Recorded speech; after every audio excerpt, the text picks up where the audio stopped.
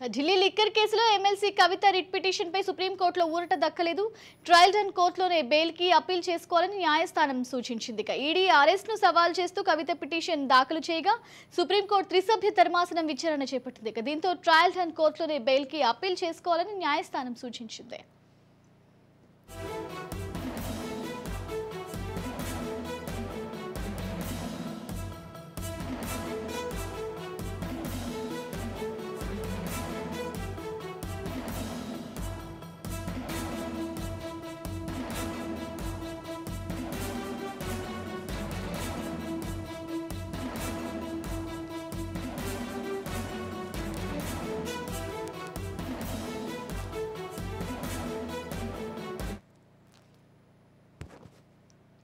Delhi liquor policy కేసులో నిందితురాలిగా ఉన్న BRS MLC Kalvakuntla కవితకు సుప్రీంకోర్టులో నిరాశ ఎదురైంది.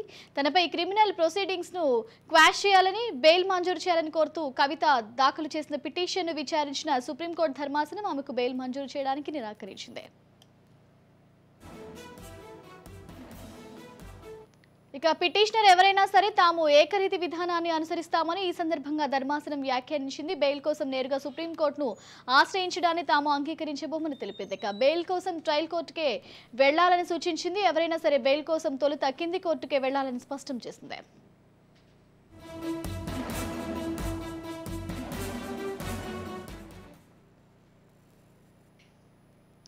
ఇక తన అరెస్ట్ చట్టవిరుద్ధమంటూ రాజ్యాంగ ఉల్లంఘనలకు సంబంధించి కవిత లేవనెత్తిన అంశాలను గతంలో విజయ్ మదన్ లాల్ కేసుకు ధర్మాసనం జత చేసింది. కేవలం రాజ్యాంగ ఉల్లంఘనకు సంబంధించిన అంశాలపై మాత్రమే విచారణ జరుపుతామని తెలిపింది.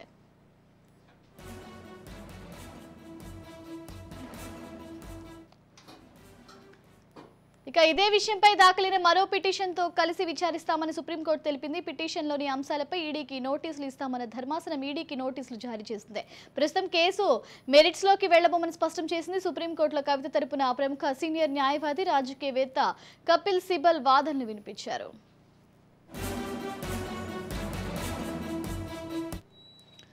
ఓవరాల్ గా ఇదే అంశానికి సంబంధించి మరింత సమాచారం మా క్రైమ్ బ్యూరో చీఫ్ ఇనారెడ్డి అందిస్తారు. Inareddy, over to you.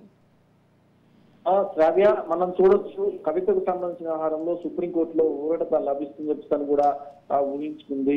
అది మీద తనను అరెస్ట్ చేయడం తర్వాత ప్రస్తుతం విచారణ విధానంలో కూడా కరెక్ట్ కాదు అని చెప్పి కూడా ఆమె కోర్టులో తమ పిటిషన్ లో తమ ఆర్గ్యుమెంట్ లో వినిపించిన జరుగుతా ఉంది. అయితే ఇక్కడెక్కడ కూడా ఎన్ఫోర్స్మెంట్ డైరెక్టర్ అంతా కూడా క్రిమినల్ ప్రొసీడింగ్స్ ప్రకారమే పోతుంది, క్వాష్ చేయటం కుదరదు అని చెప్పి అనే విషయాన్ని స్పష్టంగా చెప్పడమే కాకుండా ఒకవేళ బెయిల్ కనుక దాఖలు చేయాలనుకుంటే బెయిల్ కూడా ఇవ్వమని చెప్పిన ట్రయల్ కూడా దాఖలు ఉంది కాబట్టి బెయిల్ కావాలంటే మాత్రం ఖచ్చితంగా ఆ ట్రయల్ కోర్టులో అప్పీల్ చేసుకోవాలి. ప్రస్తుతం కేసు విచారణ కీలకంగా ఉన్న సమయంలో ఎప్పటికిప్పుడు ఈ క్వాష్ చేయడం జరగదు. ఇదంతా కూడా ఎన్ఫోర్స్మెంట్ డైరెక్టరేట్ ఏమైతే అంతా కూడా రాజ్యాంగబద్ధంగా జరుగుతా ఉంది, ఎక్కడ కూడా వైలేషన్ లేదు, మేము ప్రొసీడింగ్స్ ప్రకారమే ఫాలో అవుతున్నాం అని చెప్తాను కూడా స్పష్టంగా తమ ఆర్గ్యుమెంట్స్ వినిపించింది.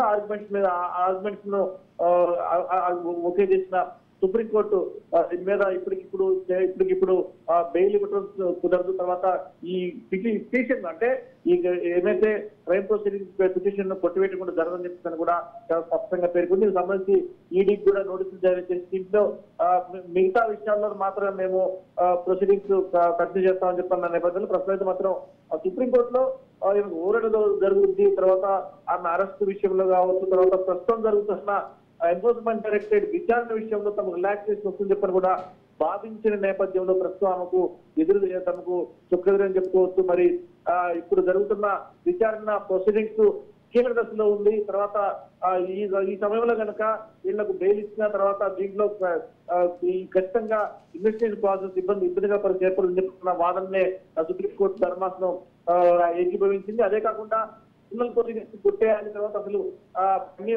ఆ విషయం మీద ఒకవేళ మీరు అప్పీల్ చేయాల్సుకుంటే కింది కోర్టుకి వెళ్ళాలని చెప్పి స్పష్టంగా చెప్పిన నేపథ్యంలో ఖచ్చితంగా దీంట్లో మరి కవితకు ఎదురుదెబ్బ తగిలిందని చెప్పుకోవచ్చు. మరి ప్రొసీడింగ్స్ కొనసాగుతూ ఉంటాయి. ఈ రోజు కూడా ఇక్కడ ఇప్పుడు ప్రస్తుతమైన మాత్రం ఆర్గ్యుమెంట్ మొదలైపోయినాయి.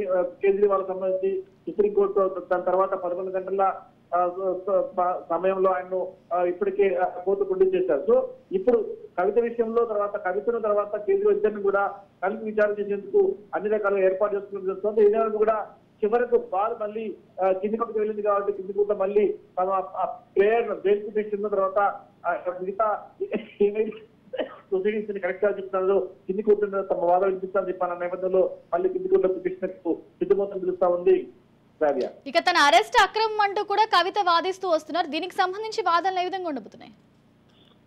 దీంట్లో అంటే అరెస్ట్ సంబంధించి క్రిమినల్ ప్రొసీడింగ్స్ ప్రకారం తాము ఫాలో అయ్యాము అని చెప్పిన నేపథ్యం మనం చూస్తా ఉన్నాం.